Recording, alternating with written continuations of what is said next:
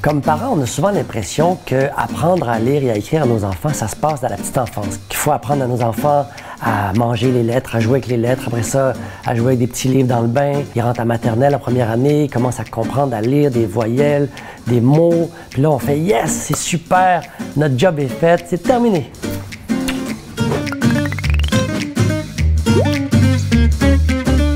Dans toutes les sphères de leur développement, les enfants évoluent à un rythme qui leur est propre. Et c'est la même chose lorsqu'on parle de l'apprentissage de la lecture. Oui, il y a des stades de développement. Le lecteur va se développer en fonction de certaines étapes. Mais ce ne sont pas des étapes étanches, c'est-à-dire que ce sont des grands stades qui nous donnent une idée de comment le lecteur va évoluer. La première étape dans le stade de développement, c'est celle du prélecteur.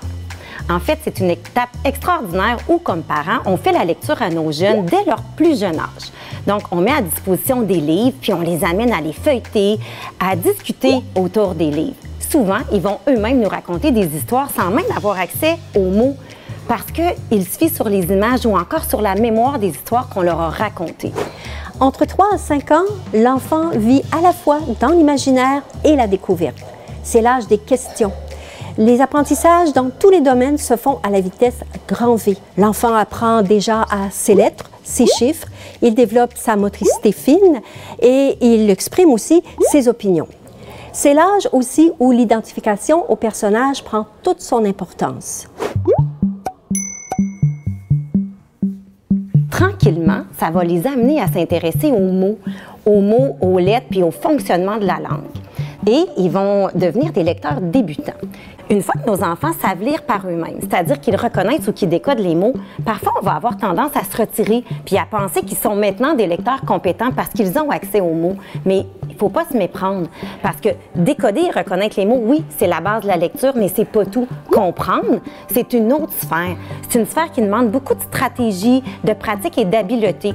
Nos lecteurs, qui sont des lecteurs intermédiaires, là, je parle ici à peu près de nos explorateurs qui ont entre 7 et 9 ans, bien oui, ils ont accès aux mots par eux-mêmes, mais ils ont encore besoin de notre accompagnement pour comprendre ce qu'ils lisent. Il est fréquent que des difficultés d'apprentissage surviennent en deuxième année, fin de deuxième année, début de troisième année. Parfois, comme parents, on se questionne parce que notre jeune savait décoder, puis là, on me dit qu'il est en difficulté en lecture. En fait, ce qui est dur, c'est la compréhension.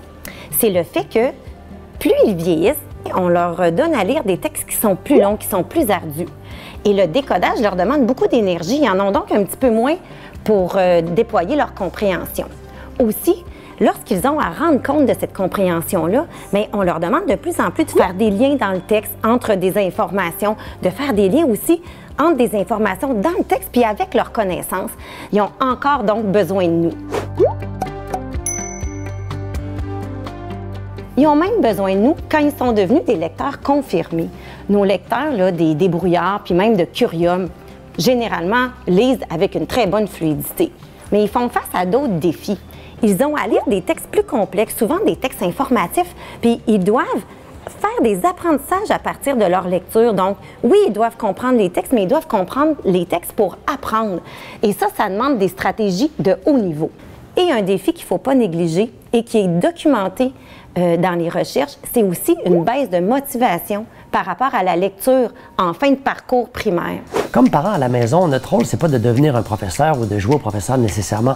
C'est de prendre un petit moment avec notre enfant pour lire un magazine et appliquer quelques petits trucs qui peuvent tout changer. On ignore les stratégies qui sont enseignées à nos enfants pour lire et comprendre ce qu'ils lisent. C'est pourquoi, en collaboration avec les magazines Pomme d'Api et Mes Premiers J'aime lire, on a mis sur pied la campagne Accomplir pour vous donner des outils simples et concrets qui s'insèrent facilement dans un beau moment de lecture avec votre enfant à la maison, quel que soit son niveau scolaire.